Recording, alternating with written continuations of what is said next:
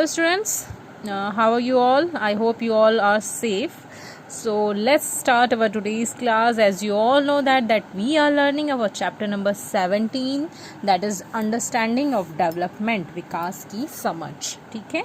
Now move on to our next topic. हम लोग अब हमारा आज next topic देखेंगे जो इस चैप्टर में है, that is measurement of development और developmental goals. देखिए ये बुक में कहीं पे भी ऐसा कुछ सब हेडिंग नहीं दी हुई है ना, ये मैंने आपके समझ के लिए एक सब हेडिंग बनाई है जिससे कि मैं आपको ये लेसन समझा सकूं कि एक्चुअल में यहाँ पे इस लेसन में बोला क्या जा रहा है. दो I don't have books right now ना, so it's very difficult to show you some things and some measurements of development, but I have to do, that's why I'm doing this kind of things. मैं ये कुछ चीज़ें खुद अपनी मर्ज़ी से बना रही हूँ और आप लोगों को समझा रही हूँ ताकि आप लोगों को ये चैप्टर एक्चुअली समझ आए. मेरा मेन गोल ये है कि आप लोगों को ये चैप्टर समझ में आना चाहिए, ये चैप्टर आपसे क्या कहना चाह रहा है ये समझ में आना चाहिए. दैट्स वाई मैं कुछ चीज़ें अपनी मर्ज़ी से कर रही हूँ. ठीक है. तो बट ये भी है कि ये बिल्कुल भी डिफरेंट चीज़ नहीं है, इससे का रिलेशन आपके चैप्टर से है और इससे रिलेटेड क्वेश्चंस भी हैं एंड मैं आई हैव चेक्ड कि इससे रिलेटेड क्वेश्चंस आते भी हैं. दैट्स वाई मैं कुछ अपनी तरफ से जोड़ तोड़ के कुछ समथिंग जुगाड़ काइंड ऑफ थिंग करके मैं आप लोगों के लिए कर रही हूँ.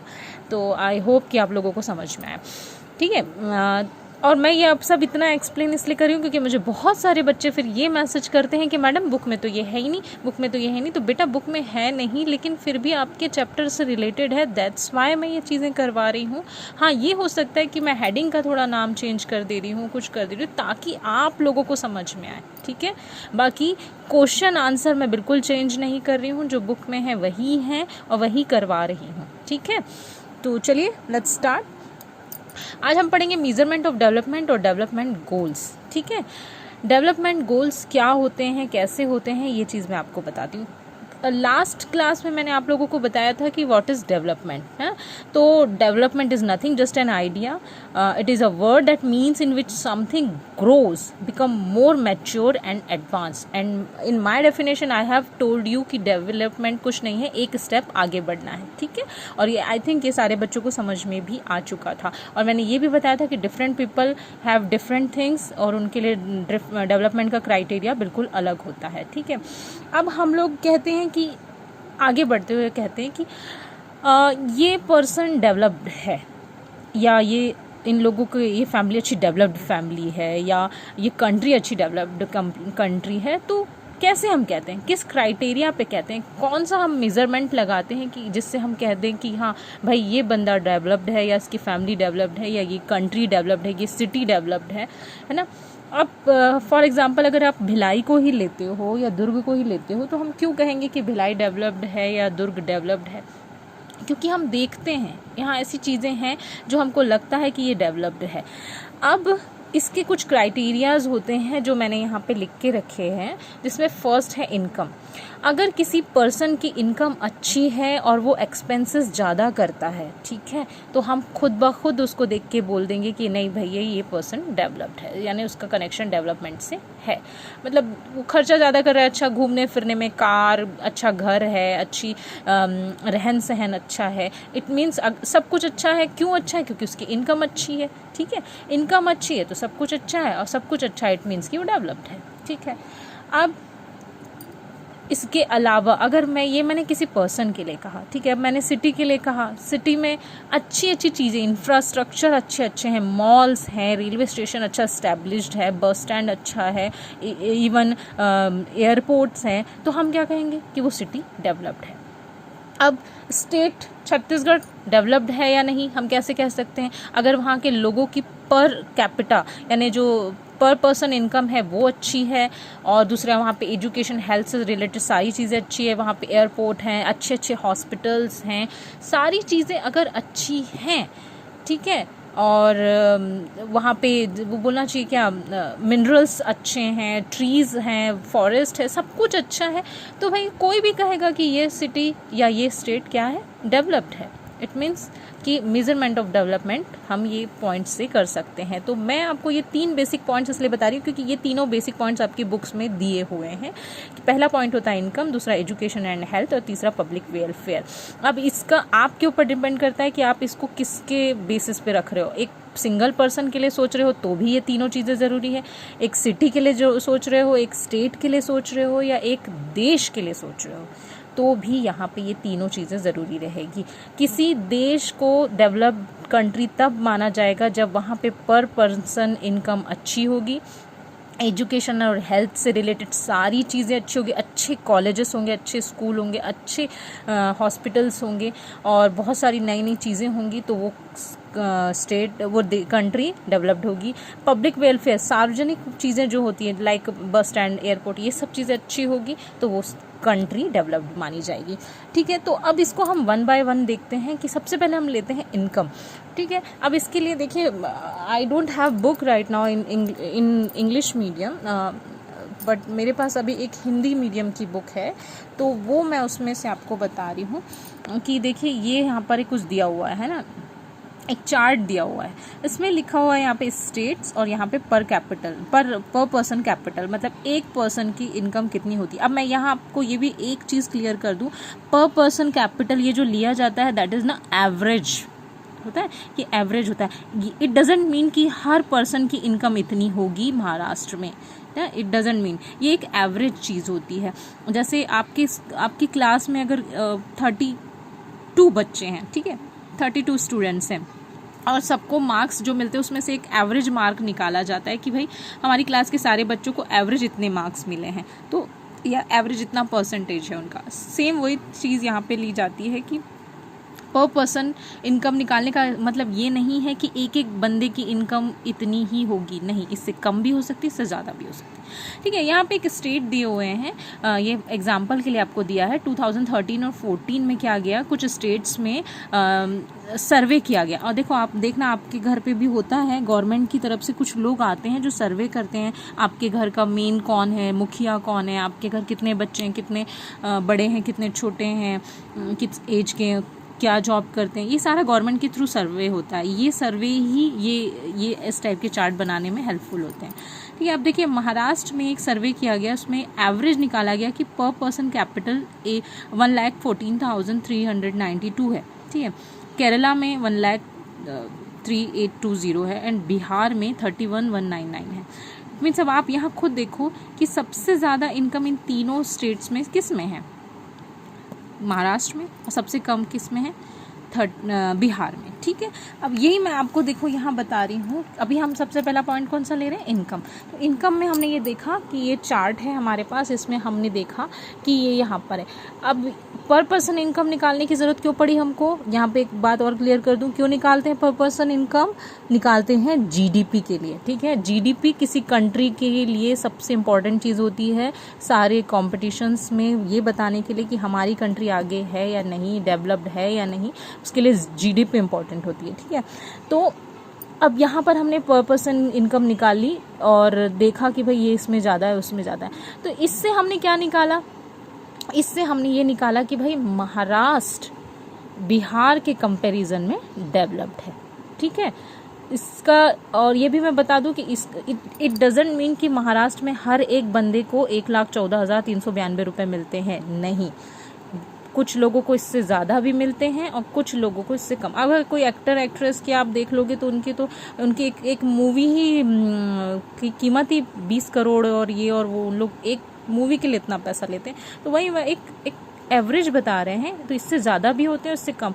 मोस्टली लोग एवरेज से कम ही मिलेंगे आपको, ये भी मैं बता दूं। ठीक है, तो ये क्या हमने बताया, ये हमने सिर्फ इसलिए बताया है कि भाई किसी स्टेट की डेवलपमेंट का जो हम मेज़रमेंट करते हैं वो उसकी इनकम से कैसे होता है, तो ऐसे होता है जिस स्टेट में पर पर्सन कैपिटल ज़्यादा होती है वो स्टेट ज़्यादा डेवलप्ड माना जाएगा, जिसमें कम होती है वो कम डेवलप्ड माना जाएगा। ठीक है, अब उसके बाद उस चार्ट के बाद हम देखते हैं ये वाला चार्ट। ये चार्ट मैं आपको पिक सेंड करूँगी, इसको आपको बनाना है अपनी कॉपी में। यहाँ हिंदी में लिखा हुआ है, मैं आपको बता दूंगी। इसको 17 लाख, मोर देन 17 लाख लिख देना है। इससे अधिक है, इससे अधिक है, इतना तो आप लोगों को भी इंग्लिश आती है। इसको मोर देन आपको लिखना है, बिटवीन, और ये सब आप अपनी मर्जी से लिखेंगे, है ना, ठीक है। लेस देन, तो ये चार्ट है, ये भी बताया गया है। क्या है, नीचे दिए गए पिरामिड में भारत में आय के आंकड़े दर्शाए गए हैं, अपने शब्दों में लिखिए,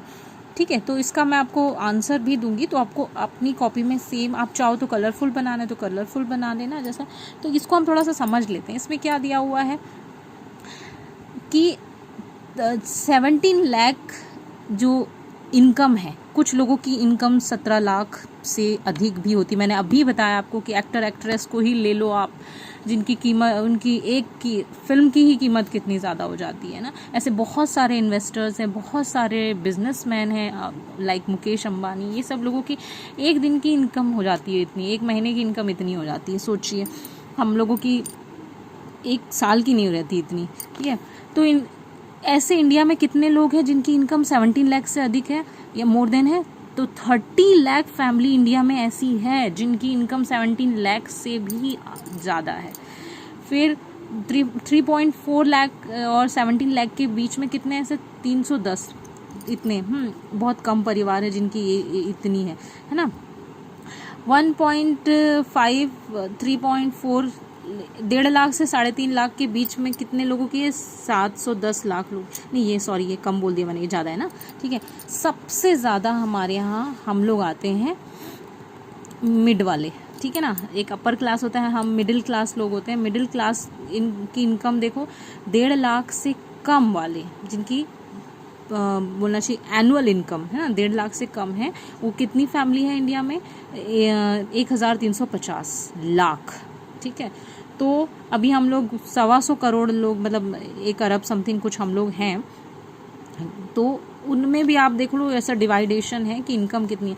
तो ये आंकड़ों से, ये जो सारी डाटाज दिए हुए, इस डाटा से हम डिफाइन करेंगे कि भाई इंडिया डेवलप्ड है या नहीं है। जिसका इनकम ज़्यादा होगी, जिनकी इनकम जहाँ ज़्यादा होगी, वो कंट्री जहाँ पे पर पर्सन इनकम ज़्यादा होगी, और पर पर्सन इनकम से बनती है नेशनल इनकम, नेशनल इनकम से निकलती है जीडीपी एक पूरे ईयर का, उससे डिसाइड होता है कि कंट्री डेवलप्ड है या नहीं। और हम यहाँ पे यही पढ़ रहे हैं, अंडरस्टैंडिंग डेवलपमेंट, डेवलपमेंट को कैसे, क्या होता है, कैसे होता है, इसको समझ रहे हैं। तो अब हम यहाँ देख रहे हैं कि डेवलपमेंट के कुछ मेजरमेंट के पॉइंट्स कौन से होते हैं। तो इनकम हमने देख लिया। अब हम आते हैं सेकंड पॉइंट पे, जो कि है एजुकेशन एंड हेल्थ। बच्चों, आप सभी जानते हो कोई कंट्री जितनी ज़्यादा एजुकेटेड होगी वो उतनी ज़्यादा डेवलप्ड मानी जाएगी, ठीक है। कंट्री छोड़ो, कोई पर्सन जितना ज़्यादा एजुकेटेड होगा उसके पास इतना स्कोप होगा कि वो आगे जाके और कुछ कर सके। तो इट मीन्स आज नहीं तो कल वो डेवलप्ड हो ही जाएगा। ये मैं एजुकेशन के लिए ले रही हूँ, ठीक है। आप देखना, अगर कोई सिटी है जहाँ पे मोस्टली सारे बच्चों एजुकेटेड हैं, तो वहाँ पे कोई भी ऐसा बच्चा नहीं होगा जो कि बाल श्रम या चाइल्ड लेबर का काम करेगा। तो चाइल्ड लेबर अपने आप कम हो जाएगा। चाइल्ड लेबर कम है तो डेवलपमेंट तो एक तरफ हम आगे बढ़ ही रहे हैं फिर उससे, है ना। एजुकेशन जितना ज़्यादा होगा वो कंट्री डेवलप्ड होगी ही होगी। हमारे यहाँ स्टेट्स में केरला 100% एजुकेशन है, वहाँ पर गर्ल्स एंड बॉयज़ का 100%।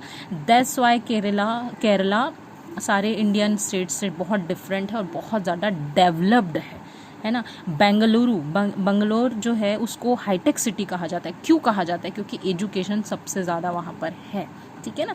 तो इसलिए आप देखना साउथ में एजुकेशन ज़्यादा है, दैट्स वाई साउथ के स्टेट्स डेवलप्ड हैं। अब हम बात करते हैं हेल्थ की। एजुकेशन ले लिया, इनकम बहुत ले ली, लेकिन तबीयत ही ठीक नहीं रह रही, तो क्या खाक डेवलप्ड हो गए? नहीं हो सकते, ठीक है। तो इनकम होने और एजुकेशन होने से ही सब कुछ नहीं हो जाएगा, हेल्थ भी बहुत ज़रूरी है। आप बार बार बीमार पड़ोगे, बार बार तबीयत खराब होगी, बार बार हॉस्पिटल के चक्कर लगाओगे, तो कैसे डेवलप्ड होगे? तो क्या ये पॉइंट होना चाहिए या नहीं होना चाहिए मेजरमेंट करने में डेवलपमेंट के? तो हाँ, होना चाहिए। डेवलपमेंट तभी माना जाएगा जब कंट्री के लोग हेल्दी होंगे।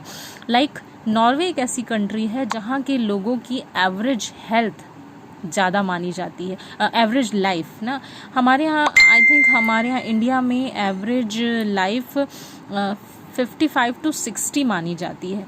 बट जैसे नॉर्वे है, कुछ ऑस्ट्रेलिया, इधर की स्वीडन, ऐसी कंट्रीज़ हैं जहाँ पे एवरेज लाइफ मतलब कोई बंदा ज़्यादा से ज़्यादा कितने साल तक जीता है, तो मेरे ख्याल से 70-70 है वहाँ पे। मतलब 70 साल तो एवरेज वहाँ के लोग जीते हैं, 70-80 तक, क्योंकि वो लोग हेल्दी हैं। हेल्दी क्यों है? उनका एनवायरनमेंट बहुत क्लीन है, अच्छा खाते हैं, अच्छे से रहते हैं, साफ़ सफाई से रहते हैं, प्लस अपनी साफ़ सफाई के साथ साथ वो कंट्री और स्टेट की सफाई के बारे में भी ध्यान रखते हैं। इवन वो सड़क पे थूकते तक नहीं हैं। अगर सड़क पे ही गंदगी नहीं है, कुछ गंदगी नहीं है, तो इंसान अपने आप साफ़ सुथरा रहेगा, अपने आप स्वस्थ रहेगा तो डेवलप्ड रहेगा। वो डेवलप्ड रहेगा तो कंट्री डेवलप्ड रहेगी, क्योंकि कंट्री क्या है? हम ही लोग तो है ना कंट्री। हम लोगों से मिला के ही तो कंट्री बनती है ना। तो हम, आप, मैं, सब क्या है? मिल के एक कंट्री है, ठीक है। तो अगर हम हेल्दी हैं, एजुकेटेड हैं, तो हमारी कंट्री अपने आप डेवलप्ड है, ठीक है। इसके बाद थर्ड पॉइंट पे आते हैं, पब्लिक वेलफेयर। पब्लिक वेलफेयर क्या है? अब मैंने आपको बताया कि देखो, हर पर्सन की 3 डिमांड्स होती है, रोटी, कपड़ा और मकान, ठीक है। पब्लिक वेलफेयर के थ्रू अगर किसी के पास नहीं भी चीज़ें हैं तो उसको अगर दिलाई जा रही है, उस सुविधाएं दी जा रही है गवर्नमेंट के थ्रू, तो भी वो कंट्री डेवलप में मानी जाएगी। तो फिर पुअरनेस कम हो जाएगी ना, अपने आप कम हो जाएगा। लाइक अच्छी चीज़ें हैं, रेलवे स्टेशन है, बस स्टैंड है, एयरपोर्ट है, मॉल्स हैं, ग्राउंड्स हैं, खेलने की चीज़ें, अच्छे बड़े बड़े स्कूल्स हैं, सारी चीज़ें हैं पब्लिक वेलफेयर के लिए, सार्वजनिक चीज़ें, अच्छी चीज़ें।